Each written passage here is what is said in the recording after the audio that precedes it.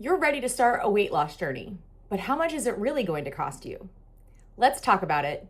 Hello and welcome to Amanda Widener Wellness. My name's Amanda. I'm so excited to have you here. On this channel, we talk about all things weight loss, weight management, tools like GLP-1s, fitness, nutrition, and everything in between. Today, we're going to talk about the real cost of weight loss. Some of the things people talk about and some of the things they don't. But before I get into all of that, I do have a disclaimer. I'm not a doctor or a healthcare provider. And while I am a personal trainer and group fitness instructor, I'm not your personal trainer or group fitness instructor. So please speak with your doctor and wellness team before making any changes to your diet, exercise, or medication regimen.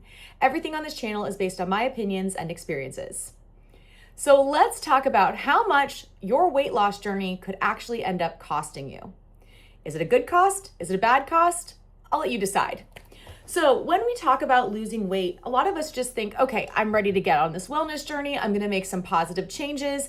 And they don't really think about how it's going to impact their budget each month. And there are a lot of things that can go into how you might need to restructure your financial plan for you and your family. And for many of us right now, that is a big concern, right? Things are expensive. We need to know that we can afford them. We might need to reallocate certain expenses to cover this change that we want in order to have long-term health. And that's a great thing. It's something that we've had to do in our household. We've really had to sit down and make purchasing the items I need to live a healthier life and to help my family live a healthier life a priority over other things that we used to purchase kind of on the fly, on a whim. It's 100% worth it if you ask me, but there were a lot of surprises that came up along the way. And so I wanted to get into that because, well, some things like buying new clothes were a given. There were a lot of other things that I just didn't even think about when I first decided to start on this journey. And I kind of wish that I had. So let's dive into the first one. So I already mentioned the first expense is one that most of us already know about, right? When we're talking about changing our wellness routine, we want to lose weight. And when we start to lose weight, one of the things that has to be replaced is our clothing. So I started my journey in November of 2024 at 284 pounds. Now in early March of 2026, I'm 173 pounds. A lot of that is muscle. And so I'm much, much smaller size-wise. So when I started my journey, I wore like a size, I don't even really know. I kind of just wore the same things and a lot of stretchy pants, but I'm guessing I was about a 22, 24 in pants, and now I wear a size 6. So that's a big transition in pant sizes. And in shirt sizes, I was wearing like a 2 or 3X, and now I wear a small medium, so like small or medium. So again, I had to there was like phases along the way where I had to replace my wardrobe or I wouldn't have anything to wear that fit. And you want to wear clothes that fit because if you're putting in all this work, you want to look good. You feel better about yourself when you dress well. That also helps reflect how you're feeling about yourself. And so you want to look tailored and put together and not like you're walking around in a bunch of oversized clothing that makes you look deflated, but that comes at a cost. And so when I started on my journey, I was wearing those clothes and I actually stayed in the same clothes for quite a while. So even though I had lost 40, 50 pounds, I was still wearing the same clothes. They were definitely much looser on me, but I could still wear them until one day they would not stay on me. And that was because I was wearing a lot of like spandex type material, things that were stretchy and made for comfort. So like a pair of stretchy leggings, I could wear through 3 different sizes, right? I could wear those when I was a size, say 24 and a 22 and a 20 and maybe even an 18 before I had to replace them. And so like my shirts would go even further because I was okay with wearing like a shirt like this one that's like more like women's cut. I could wear this until it got a lot baggier and fit more like a unisex t-shirt before I would replace it. So I did stretch my wardrobe as long as I could, but there did come a point where I was going on a trip and I was like, it's time to get rid of all of these clothes that are too big. So I went through my closet, anything that was too big, I got rid of it except for one outfit. I kept one shirt and one pair of pants. When I decide that I'm fully in maintenance, I'm gonna take a picture in them. I haven't decided if I'm there yet, but that wasn't the first stop. So that might have been my first big purge where I was sitting on top of a literal pile, like a mountain of clothing in my closet, just sobbing my eyes out because I had nothing to wear, but I was happy that everything was too big, but I was sad that I had nothing to wear. But since then I've had to get rid of clothes again. So when that happened, I was going into a size large. And then I noticed again a few months later, more clothes were getting to be loose. So I went into a medium. And now I'm noticing that some of those mediums are fitting a little too baggy and I'm having to buy like some size 6s and some small tops. So There's been multiple times throughout this process where I've had to buy outfits. There are many ways you can do, or many things you can do to make this more affordable. A lot of people like thrifting, especially when they're in the active process of weight loss. So if you're comfortable with thrifting, find a thrift store, like a Goodwill or like a local consignment shop. Sometimes you can find some really great pieces there. Some of them will still have the original tags on them. I like to go to this one area. It's about like a 45-minute drive from my house. It's a little bit higher income area. And so a lot of times I'll find the brands that I buy brand new and they'll still have the tags on them, but they're like a fraction of the price. So I don't have to feel the guilt of buying something that I know isn't going to fit me very long, but I'm still wearing the same styles and brands that I enjoy. I've also started shopping at TJ Maxx and Marshalls, which was not something I liked doing when I was in a larger body because the plus size section was not aimed at people of my age. For the most part, at my stores, your stores might be different, but when I went into my like TJ Maxx, Marshalls, Ross, those stores, the plus size section seemed to be geared more towards women who were 20 or 30 years older than me. And I really wanted to still dress in my generation style. I wanted to feel like I fit in with my peers. And so I wasn't finding clothes there in my size, but now I can wear anything off the rack. So I've been going into TJ Maxx and Marshalls and even looking on their clearance rack and just getting something that, you know, a couple pairs of pants, a couple pairs of shorts, a few workout pieces, and that will get me through. Now that I'm in like this size 6 bottom, small, medium top, I plan to stay here for quite a while. And so I am starting to gather more higher quality pieces in those sizes, but I'm still slow because I'm in the process of body recomposition and I don't know what my body's going to look like in the long run. So even when you hit maintenance, I wouldn't suggest going out and buying a whole new wardrobe. Wait a little bit, buy pieces like slowly over time, just in case your body shape changes and you need to buy different styles of clothing. Because if you end up going to the gym a lot and you have really broad shoulders that you didn't have before, clothes are going to fit you differently and you might not like the things you bought 6 months ago once you've gone through body recomposition. So just something to keep in mind. But when it comes to clothing, I did have an unexpected, although it should have been expected, expense that I didn't think about. I don't know why, but the thought of having to buy new undergarments was not something that was in my mind. I had to buy all new bras, all new underwear. I even had to buy new socks. I'll talk more about that in a minute. And then I had to buy new pajamas because all of my pajamas were too big. So all of those things having to be replaced was something completely unexpected. So I had to buy new workout clothes. I had to buy new sports bras. I had to buy new underwear for underneath my workout pants. Like, these were all extra things that I hadn't considered. I just thought about my regular daily wear. Oh, I'm gonna need to buy a few new outfits. But there was actually a lot of clothing that needed to be replaced over time. So take your time with that. I have bought a few things on Amazon. I bought some stuff at those discount stores. I've gone into like JCPenney and shopped on their clearance racks because they do have some good items at a good price. And I'm just buying a few things here and there. And then over time, my wardrobe will reacclimate and kind of build back up without me having to spend a fortune all at once.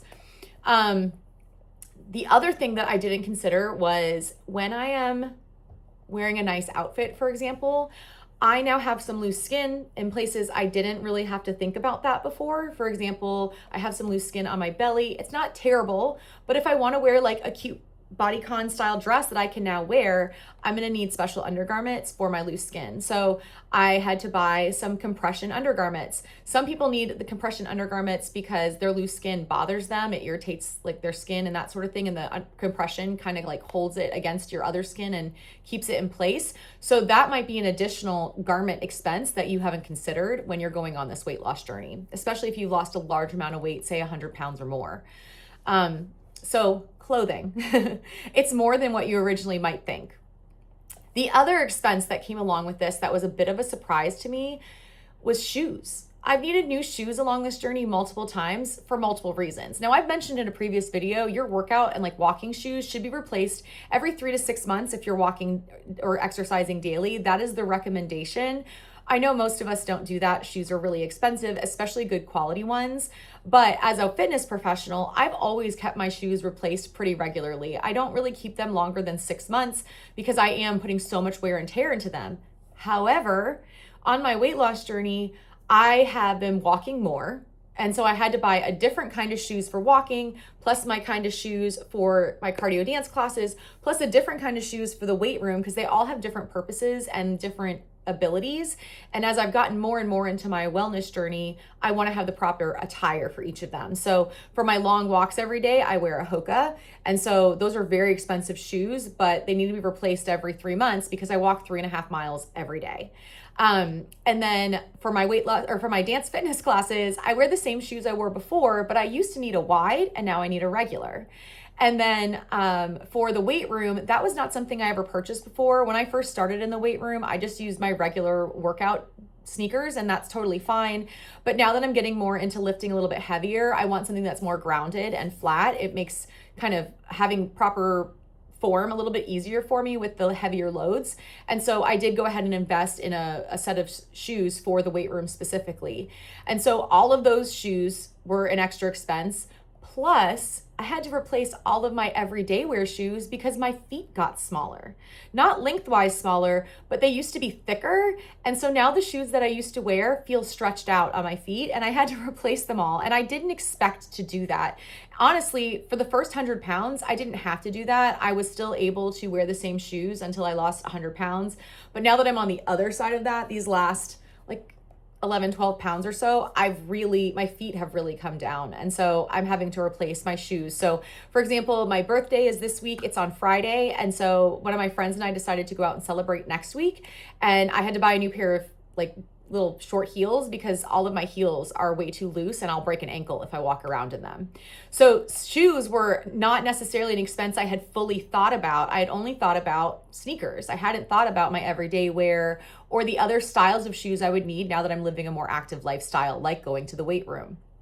I also have to replace my socks because I use my socks more often. Walking every day really puts wear and tear into my socks. So as I mentioned in the clothing section, I wasn't expecting to have to buy socks all the time, but now I do.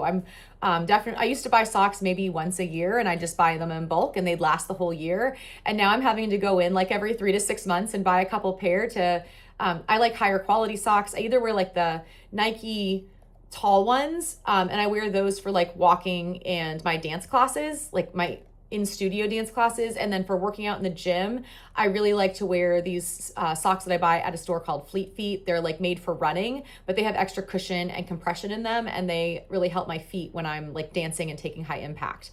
So I used to have those that would last all year. Now I'm having to replace them much more regularly, and I hadn't considered that at all. Another unexpected expense of my wellness journey has been supplements. Now, I'll talk more about supplements in the future, but one supplement that I'm taking almost every day is a protein supplement. So this was not something that I purchased before my wellness journey. I didn't have protein powder. I didn't drink protein shakes. I didn't have protein bars or protein chips. I never bought that stuff. And it's not cheap. A big container of the Premier Protein is $35. A case of the pre-made shakes, for 12 of them, is $25. A bag of 4 protein chips by Quest is $10. In some places it's 12 or 13. These expenses add up very quickly. Now the good thing is I'm not consuming these protein products all the time. I do drink a protein shake every single day to make sure that I can hit my protein goals, and because I don't have as much of an appetite as I used to. And that's true for many people, especially those in a GLP-1. If you're struggling to get your calories, a protein shake is a great way to help you get there. And then eventually you want to try to replace as many of these protein products as you can with real whole foods. However, if you're needing these types of protein supplements, it's going to add on to your monthly grocery or food bill. And so that was not something I had considered because they're things I added in over time as I saw I needed to fill in that protein gap in my nutrition plan. So it does add up. The big containers last me quite a while. We're having to buy a case of shakes every 12 to 14 days because I have one almost every day. On occasion, I buy the protein chips. I might buy them once a month, and then I'll have 4 over the course of the month if I need them to grab and go, or if I'm wanting to eat it with a salad or something like that. I know there are other people who have protein supplements much more regularly. I just try to focus more on whole foods. So just consider that. Now there's other supplements that I take as well. I now am really, really careful about taking a daily multivitamin, which was not something I was consistent with before. So consistently taking my multivitamin the way I'm supposed to adds to our monthly bill. I also make sure that my children are taking a daily multivitamin, which is not something I was consistent with before. And so having those at the house all the time and making sure we always have them has added on to our monthly bill. I also take a collagen supplement to help with my loose skin, also because I am getting older. So I wanted to add that to my routine. I tried the collagen powder. It wasn't for me. So I take a collagen like capsule. And then I also take a magnesium supplement to help with my GLP-1 side effect of constipation. That adds to our monthly bill. So all of these things, these extra supplements that I'm taking add up to not a lot extra per month, but it does add up. So just our supplements alone, like the vitamins and the magnesium and my collagen, is probably adding about $70 to our monthly bill. So obviously we're going to have to take from somewhere else to cover that cost. I could probably find cheaper options as well if I needed to. Those were just the supplements that I found and enjoyed, and so I keep purchasing them. If the time comes that we have to readjust our budget, I can always look into more affordable options. But I never expected going into this to be taking a supplement every day. So again, that was a gradual addition into our monthly budget that I didn't plan for when I first started. The next thing that I didn't fully grasp when I started on my wellness journey about how it would impact our expenses was our grocery bill. So I am buying fewer groceries because I'm not buying a bunch of processed junk, and I'm not buying something because I'm like, ooh, that looks good, that looks good, that looks good, and just throwing it in my cart. But I am buying higher quality foods. So fruits and vegetables and high quality protein can add up very quickly depending on where you are. In some areas and at some stores, you can get them a little bit more affordably. I'm in an area where, in my opinion, produce is very expensive. Sometimes I have to drive all over town to try to find more affordable options. We've luckily been able to start getting our groceries delivered from Amazon Grocery, and my family has found that those seem to be the same quality products that you get from Whole Foods, but at a much more affordable price. We're not shopping at Whole Foods, but our nearest grocery stores are a Harris Teeter, a Publix, another Publix, and another Publix. So there's not really an affordable grocery store nearby. In my opinion, Harris Teeter and Publix are a little bit more like mid-level. So sometimes their produce and meat products can be very costly. And trying to get to like an Aldi or a Food Line or something like that is way out of the way, and sometimes my schedule doesn't allow for it. So it's nice to have the Amazon as an alternative to help bring our grocery bill down while we are buying these higher quality whole food items. So I am buying a lot of fresh vegetables, fresh fruit, lean meat. Some of the changes that I had to make to keep that grocery bill more affordable was, instead of buying like ground beef or like pot roast stuff or steak, I'm buying a lot more ground turkey, ground chicken, shrimp, that sort of thing. I'll buy chicken in bulk when it's on sale, and then we tend to fillet it to make it go further for a family of 4. And we'll prep it and then we'll wrap it up and put it in our freezer so it lasts longer. So we're getting a little bit more creative with the way that we get our lean protein sources to keep that grocery bill down. But while we're saving on not buying so much of the processed foods, we are spending more on higher quality whole foods, and it is bringing our grocery bill kind of level, if not a little bit more than it used to be, just because there's 4 of us in this household, and I have a preteen boy and a teenage daughter who are both athletes, so they are eating us out of house and home. But that was not something I had really anticipated. We can't just go buy the cheap ingredients. We're not going to just go buy a bunch of noodles and sauces. Now we're going to go buy ingredients to make our own, more whole food sauce, and maybe we're going to make a vegetable noodle, or we're going to have noodles and we're going to make a sauce and we're going to put a lean meat in there to get the protein we need. So the way we cook has changed, and that's made our grocery items change. And so it's kind of leveling out there. I'm glad that we're buying higher quality foods. It means that when I eat, I'm really enjoying what we're consuming, versus just kind of rushing through eating something that was cheap. And that is not satiating, but it has impacted our grocery bill for sure. Another expense that many people don't think about is as you're on a wellness journey, many of us like to carry around a cup of water. That might have been something you did before. Before I had like one cup, I took it to the gym. And then when I was at the house, I would kind of just drink out of whatever was around, a glass or something like that. But now I like to know how much I'm drinking. So I have invested in a couple more like Stanley, Owala, stainless steel type cups.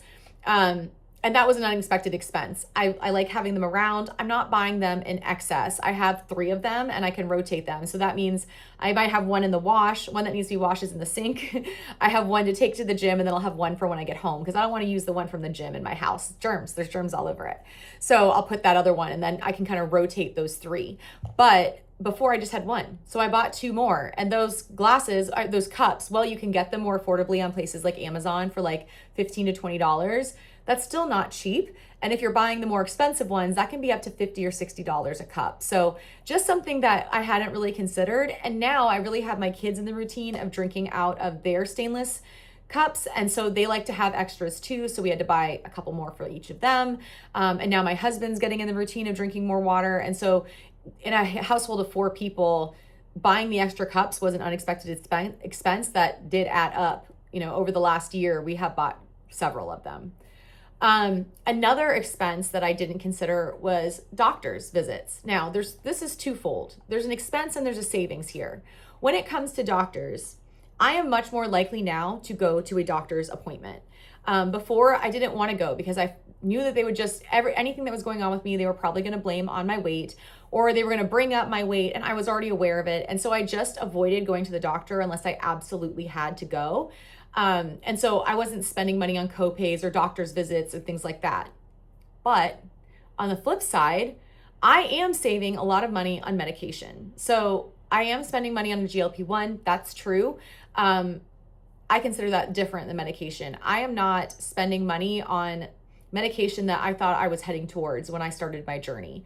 When I was first starting on this journey, it was because I was told that I was pre-diabetic, my blood pressure was high, my cholesterol was high, and I was looking at needing, probably in the very near future, some sort of diabetic medication, blood pressure medication, and cholesterol medication. I believe that the expense of those 3 medications over time, and whatever else I was going to end up getting from having the disease of obesity and not properly treating it, over time would have accumulated to more than the expense I'm paying for my GLP-1 medication each month. So I'm going to the doctor more, but it's to prevent, and it's helping me with preventative health issues. So instead of putting off visiting my doctor and having these follow-ups and potentially risking not getting a diagnosis when I should, or catching things early, I am going in and having the preventative medicine that I need from my physician to make sure that I don't need future medications, and I'm avoiding those other ones that I was headed down the path towards when I started my journey in 2024. And so here I am, I see the doctor more regularly. We're going to catch anything if it's coming along. I am paying copays. It's saving me money in the long run. And I'm avoiding other medications, which would probably offset the cost of my GLP-1 medication each month. So I'm very happy with that. So there's an interesting dichotomy when we talk about doctors and doctor's visits with the expense versus the savings. But it is both. Another unexpected cost might be if you are interested in having a body scan, like a DEXA scan. I have not done this, but it's something I'm very interested in. So they are, in my area, they're about $200 a visit. In some areas, they're a little more. Some areas you might find one a little bit less. Or you could invest in one of the scales that have these scans for you. Those scales are also around $200, but you can keep it forever. So there's that. And that's just based on light research. Some are probably more, some might be less. But that's another unexpected expense. If you're wanting to scan your body to find out what your body fat percentage is versus your lean muscle mass, like you're going to need a scan for that for it to be fully accurate. And so you might want to invest in that, but it is an expense that I never would have considered when I was starting on my journey. Now, if I had done a lot of research beforehand, I might have seen that and considered maybe getting a scan before I started on my journey. So I knew my starting point. If I could do things over again, that's probably something that I would do, just so I could kind of track it over time, every, say, 3 to 6 months, go in and get another one. But I have yet to do one at all. And I've been on this journey for 16 months at this point. I'll probably do one in the future, but that's definitely not something I had ever budgeted before because it never even crossed my mind. I didn't even own a scale when I started on this journey because I had had such a bad relationship with the scale and I didn't want one in my house. And I wasn't convinced that this was going to even work for me. So I didn't make the investment in anything that could track my weight. So you could spend the expense, you could save it. It's up to you. Another unexpected expense to a weight loss journey or a wellness journey are kitchen gadgets. So if you are not somebody who's traditionally cooked a lot or you kind of just cooked quick meals, you might not have had a lot of things in your kitchen that you want now. So, things like a meat thermometer or a food scale or measuring cups or teaspoon cups or a food processor or an emulsion blender. These are all things that can help you with getting your high protein, lean whole foods prepared quickly and easily for food prep or meal preparation, so that you have quick food or quick access to foods that are going to be really filling and help you along your journey. Especially something like, say, a Ninja Creamy. That's a really expensive one, but it was worth the investment to me. It was over $200, but my family loves it, and we're saving not only money on buying ice cream, but also calories on buying ice cream from the grocery store. When we want like a sweet treat, we can make it at home with a high protein milk that's low fat, and we can add no sugar added Jello pudding into it, and it's delicious and everybody's happy with it. And it's, so it's been a great investment for our health as well as like in the long run, our wallets. We are saving money. Ice cream at our grocery store is like $8 for a pint. Or not a pint, I'm sorry, for a half gallon. That'd be some expensive ice cream for a half gallon. But we used to go through a half gallon of ice cream like a week. So we are spending significantly less than that using the Ninja Creamy, but it was a big overhead expense. The same thing with somebody who's maybe going to buy like a Keurig or some other type of home coffee maker because they used to get their coffee at, say, Starbucks or Dunkin' Donuts every day, and now they're wanting to make it at home to save money and also save on calories. Again, that's going to be a big overhead expense, but in the long run, it will save you money. Another unexpected expense for me was sleep care. So sleep is vital to a wellness journey. If you're not sleeping, your body's not recovering. And I learned that over time. It was something I knew. It's something I told all my clients, but it wasn't something I really practiced. And so I've invested in making sure that my sleep environment is as comfortable and supportive as possible. So that means that I got a better pillow. I got a better pillowcase. I got better sheets that are like cooling so I can stay cool all night. I already had a fan, but if I didn't have a fan, I would have purchased a bedside fan to make sure I had a nice cool breeze on me at night. I had to buy a leg pillow when I lost a lot of weight and my knees started hitting together. It was really painful. The bones in my knees, I used to have great cushioning there naturally, and now it's gone. So I had to buy this pillow that straps to one leg so that, because I'm a side sleeper, so that my knees aren't hurting or my hips aren't getting out of alignment, because now my legs go like this instead of like this. So there were some unexpected expenses to make sleep a priority for me so that it's comfortable and I'm getting the best night's rest that I can get so that I can continue on my wellness journey. Another unexpected expense for me was self-care. So as a woman of my age, my priority right now is my children. They have really like over-consumed my life, and that's great. I love it. I love taking care of them. I consider, even though I have a job, I consider myself a stay-at-home mom because of the flexibility of my career. And so I like taking them to school and picking them up and being with them in the afternoon and taking them to their sports stuff. I like being there for all of that. And I've always prioritized them and their needs over my own. But as I've been on this wellness journey, I have refocused a little bit more on, okay, it's okay if mom spends a little bit on herself. It's okay if mom goes and does something for herself. And so I have been wearing more makeup. So that costs more money because I'm going through it much faster. I bought myself the clothes, even though that's something I wouldn't have done before. I will go out for a girls' night with some friends. That was an unexpected expense. I, buy the nice lotions and creams to help my skin because I want to prioritize the way I look because I'm feeling better about the way I look and I want the outside of me to reflect how the inside of me is feeling. I also, I've been spending more money on doing my hair when I used to just throw it back in a messy bun every single day. So all of those are extra expenses. I've also been taking dance classes twice a week. So that was not something I ever would have thought I was going to do. But I'm so glad I found those dance classes. It's a moment for me to not be the instructor, but instead to be the student and to feel alive again for a moment. And that to me is self-care, but it does have a cost. I have to pay to take the classes. So that was an unexpected expense that came along with my wellness journey, was just putting in some care for myself, whatever means that was, whether it was like physical, like through hair and makeup and clothing, or whether it was like going out with my friends or taking these classes. These were not things I really did very often before, and I do them much more regularly now because I'm feeling better about myself and much more confident in who I am and my own skin. This wellness journey has really helped to reconnect me with myself, and I am now living my life in a way that reflects that, but it comes at a cost.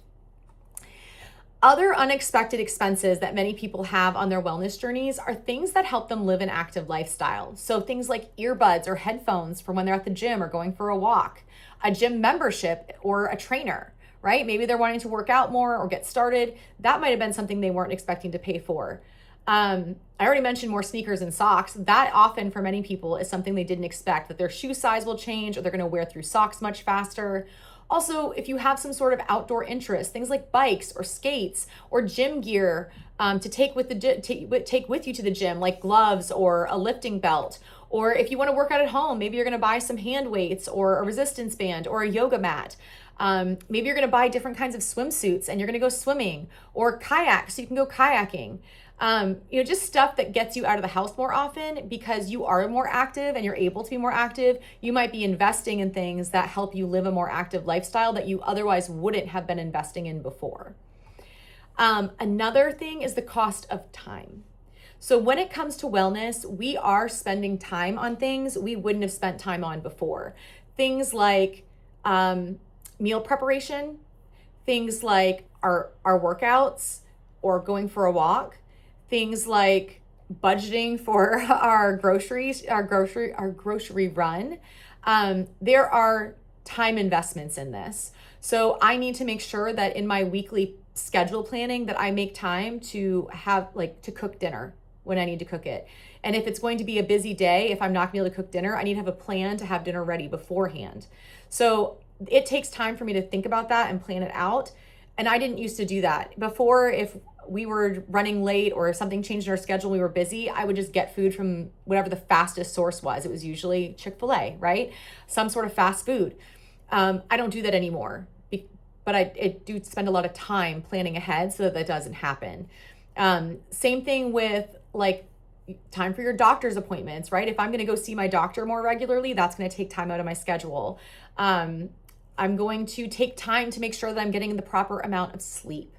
Sleep is so, so important. And before, I used to stay up really late because I felt like I needed me time at the end of the night. And I would spend time with my husband, and then I would come downstairs and put all the kids' stuff up. And then I would stay up scrolling on my phone for another hour or two. And I would get 4 or 5 hours of sleep at night and then wonder why I was so tired the next day. And when I was tired, I was eating junk and making poor choices. And so now that I prioritize sleep, I'm feeling rested. I make much better food and lifestyle choices. And I feel just as satisfied spending a little time with my husband and cutting out that scrolling me time at the end of the night, because I'm getting my me time in my dance classes or when I'm cooking, or if I'm running an errand to get groceries. I might do that by myself so I can get some one-on-one time for myself. I'm just doing it a different way. So you do need to take the investment for time on some of these things, and that might have been something that you hadn't considered before. Another unexpected expense for some people might be skin removal. So for many of us with loose skin, I know when I went into this journey, I was like, listen, I've lost weight before. I didn't have that bad of loose skin. I'd be totally fine. But I'm almost 41 now. And so the way I'm losing weight is much different. I was also obese for a much longer period of time than I had before this time. And so my skin is a little bit less elastic than it used to be. And so there is some loose skin. And while I'm working on filling in some of that space with muscle, and I'm doing things like taking collagen and trying to eat high collagen type foods and vitamin C in order to help my skin be more elastic and maybe come back a little bit, there's always going to be some of that stretched skin there. And so if I want to get rid of that in the future, I may need to invest in skin removal surgery. And so that's something that my family has to consider. It's very expensive. It takes a lot of time away from you because you need to recover and someone needs to care for you. How would we manage all of that? There's just a lot that goes into skin removal surgery as far as the expense of it, the time expense and the financial expense. And so something to consider. If you are losing 100 pounds or more, maybe you want to start like a rainy day skin removal surgery fund. I wish that I had done that. If I ever get the surgery, any of the surgeries, it won't be for many, many years because my insurance doesn't cover it and we'd have to pay completely out of pocket. And we have 2 kids that are heading towards college age. And that is definitely our priority over my skin removal. But we'll see what happens in the future. You never know. And then one last expense that many people don't consider is the cost of living longer. That's what we want, right? We want to live these long, happy, healthy, active lives. And so we're chasing this wellness journey and you're doing amazing on it. You're probably taking fewer medications. There's fewer side effects from that, probably fewer doctor visits, fewer ER visits. Obese patients spend an average of $4,800 more per year on healthcare than non-obese patients. So if you are moving away from obesity into a more healthy weight range, you're probably going to see a lot fewer complications that are going to impact your overall health. And that's probably going to lead to you living a longer life. So if you are going to be living longer, you might need to consider how you're going to fund that.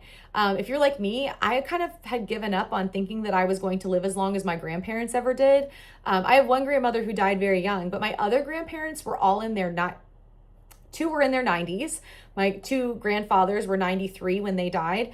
And my grandmother was a week or 2 away from her 102nd birthday, and a very healthy 102 at that. So I need to plan that maybe that will be my future. And I need to know that I can financially have some sort of support living potentially another 50 years of my life, which was not something that I would have thought was even a consideration a couple of years ago. A couple of years ago, I would have said, I'm probably not going to make it past 70. And now I might be looking at another 20 years or 30 years of life. And so I need to plan for that accordingly. And hopefully so does the rest of my family. We all want to live long, healthy lives. So that is it for today. Just some unexpected things to think about while you're on your wellness journey. Is it worth the expense to get healthy? Absolutely. I wouldn't change a thing. I would, on my own journey, I would make every choice the same way again. Of course, there are some things that if I knew differently, I might do in a different order. But I would still spend every single penny that I have spent on this wellness journey. In fact, if we had more, I probably would have spent more on it. But I live within my means as best I can, just as you should as well. So look out for other tips on budgeting and making your wellness journey, affordable for you and your family, because that is the name of the game. We want this to be something that you can maintain long term. And the only way to do that is to make it something that you can afford. So hopefully you found this list helpful. If you're on your own wellness journey and you have found other unexpected expenses, let me know what they are in the comments below. I love sharing information between us. And I hope that if you haven't already, you will like this video and subscribe to the channel so that you catch me next time. Have a great one.